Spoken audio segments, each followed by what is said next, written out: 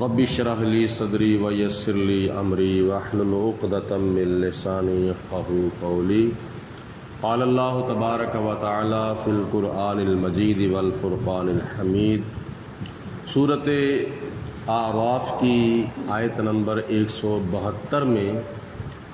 اللہ تعالیٰ نے ارشاد فرمایا ہے وَإِذْ أَخَذَ رَبُّكَ، اے میرے پیارے حبیب نبی کریم رؤوف الرحیم صلی اللہ علیہ وسلم، اس وقت کو یاد کرو جب آپ کے رب نے نکالا من بنی آدم من ظہورہم ذریتہم، آدم علیہ السلام کی اولاد کی پشتوں سے ان کی اولاد کو۔ اس وقت کو یاد کرو جب حضرت آدم علیہ السلام کی اولاد سے ان کی پشتوں سے ان کی اولاد کو نکال کر وَأَشْهَدَهُمْ عَلَىٰ أَنفُسِهِمْ، ان کی جانوں کو ان کے اوپر گواہ بنایا،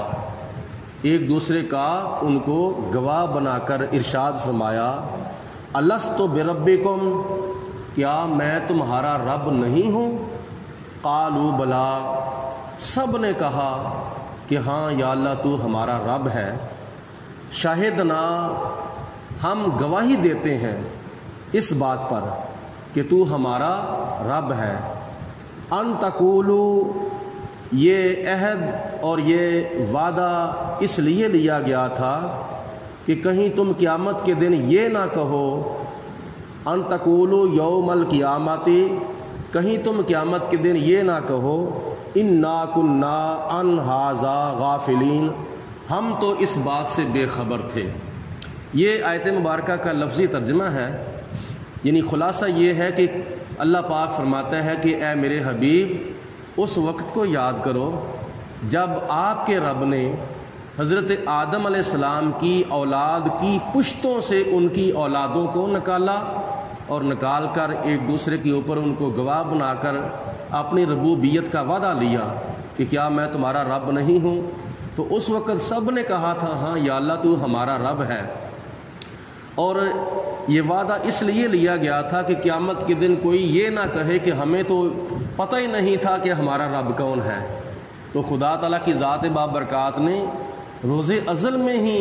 یہ وعدہ لے لیا تھا۔ اب سوال پیدا ہوتا ہے کہ آدم علیہ السلام کی اولاد کی پشتوں سے ان کی اولادوں کو کیسے نکالا، اس کی کیا وجہ تھی؟ مختلف مفسرین نے اس کی آراء جو ہیں وہ پیش کی ہیں۔ پہلی بات یہ ہے کہ حضرت آدم علیہ السلام سے ایک روایت کے مطابق جنت کے اندر اللہ پاک کی ذات بابرکات نے پشت سے روحوں کو نکالا،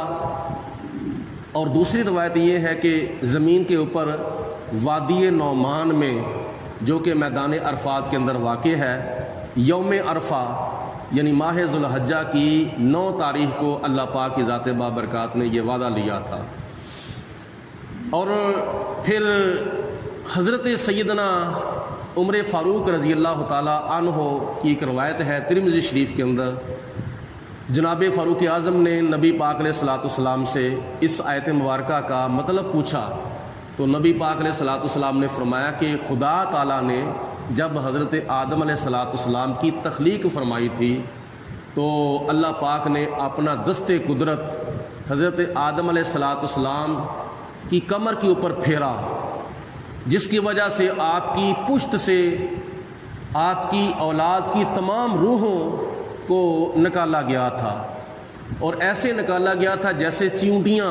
ہوتی ہیں، چیونٹیاں۔ اور یہ جو وضاحت ہے حضرت ملا جیون رحمۃ اللہ تعالیٰ علیہ نے اپنی تفسیرات احمدیہ کے اندر چیونٹیوں کا ذکر کیا ہے۔ اور حضرت ملا جیون رحمۃ اللہ تعالیٰ علیہ کون ہیں؟ وہ سلطان اورنگزیب عالمگیر بادشاہ کے استاد ہیں۔ اور وہ کون ہیں؟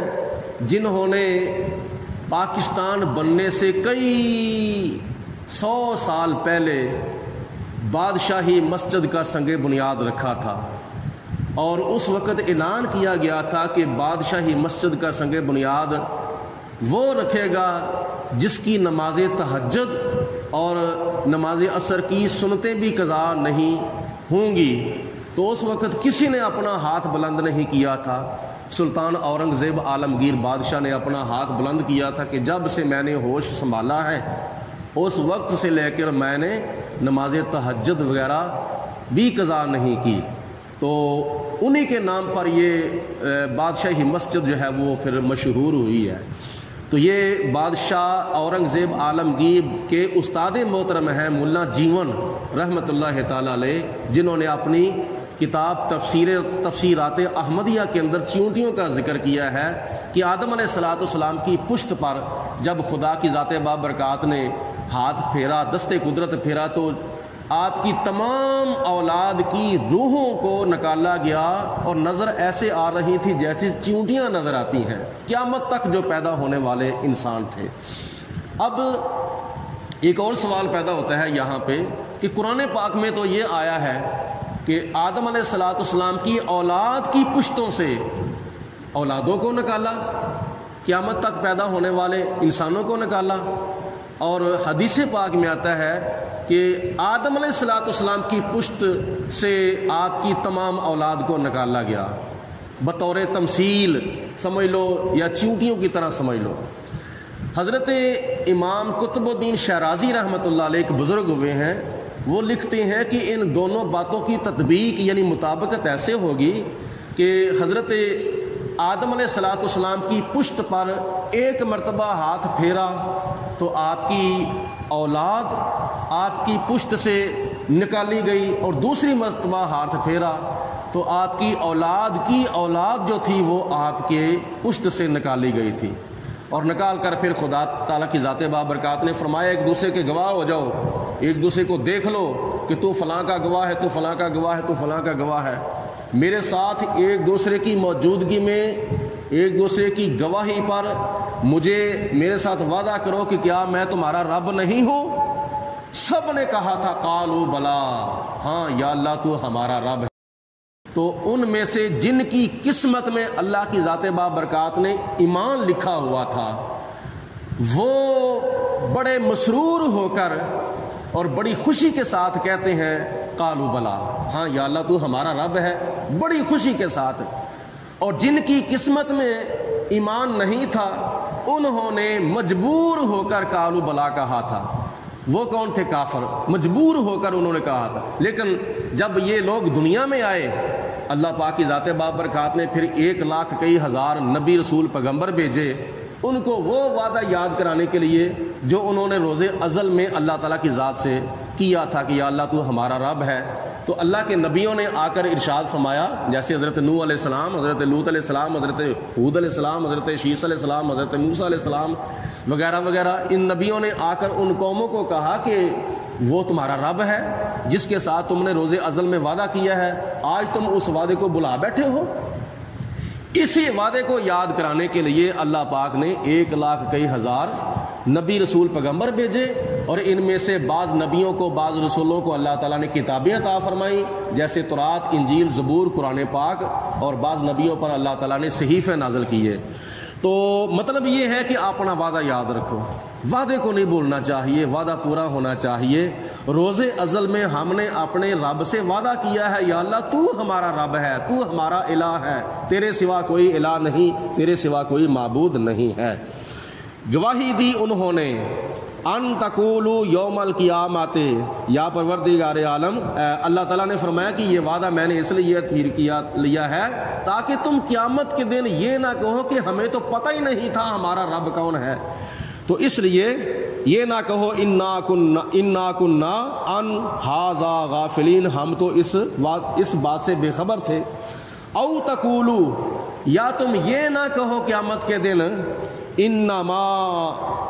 اشرک آباؤنا من قبل، کہ یا اللہ شرک تو ہمارے باپ دادا نے کیا تھا، کفر تو ہمارے باپ دادا نے کیا تھا، ہمارا اس میں کیا قصور ہے؟ ہم تو ان کے پیچھے ہیں، ہم تو ان کی تقلید کرتے تھے۔ ذریۃ من قبل، ہم تو ان کی اولاد ہیں تو ہمیں تو ان کے پیچھے چلنا تھا۔ اتہلکنا بما فعل المبطلون، کیا یا اللہ تو ہمیں باطل پرستوں کے فعل اور ان کی غلطی اور ان کے گناہ کی وجہ سے یا اللہ تو ہمیں بھی ہلاک کر دے گا؟ مطلب یہ ہے کہ اگر باپ دادا باطل دین پر ہیں تو اللہ پاک نے تمہیں تو عقل عطا فرمائی ہے، تم سمجھو، تم سوچو، تو جو حق بات ہے اس کو تسلیم کرو اور اس کے اوپر عمل کرو۔ وَكَذَلِكَ نُفَصِّلُ الْآيَاتِ، اور یہ اسی طرح ہم بڑی تفصیل کے ساتھ اپنی آیتیں اور اپنی توحید کے دلائل بیان کرتے ہیں۔ وَلَعَلَّهُمْ يَرْجِعُونَ، تاکہ یہ لوٹ آئیں اللہ پاک کی ذات بابرکات کی طرف، تاکہ یہ لوگ رجوع کریں۔ قرآن پاک میں اللہ پاک کی ذات بابرکات نے کافروں کو منوانے کے لیے سارے طریقے استعمال کیے ہیں، کیونکہ بندہ یا مانتا ہے لالچ کی وجہ سے، یہ بندے کی فطرت ہے، یا لالچ کی وجہ سے مانتا ہے، یا خوف کی وجہ سے مانتا ہے، یا دلائل کی وجہ سے مانتا ہے۔ تو اللہ پاک کی ذات بابرکات نے یہ سارے طریقے قرآن پاک میں بیان فرمائے ہیں۔ جس بندے کی جو فطرت ہے، جو خوف سے مانتا ہے وہ خوف سے مانے، جو لالچ سے مانتا ہے وہ لالچ سے مانے، تو جو دلائل سے مانتا ہے ان کے لیے قرآن پاک میں بڑے دلائل بیان کیے گئے ہیں کہ اللہ تعالیٰ ایک ہے، اللہ کے سوا کوئی عبادت کے لائق نہیں ہے۔ اگلی آیت مبارکہ کے اندر ایک ایسے بدبخت شخص کا ذکر کیا گیا ہے جو شروع میں تو بڑا نیک بخت تھا، لیکن آخر کار اس کا خاتمہ جو تھا وہ بدبختی پر ہوا۔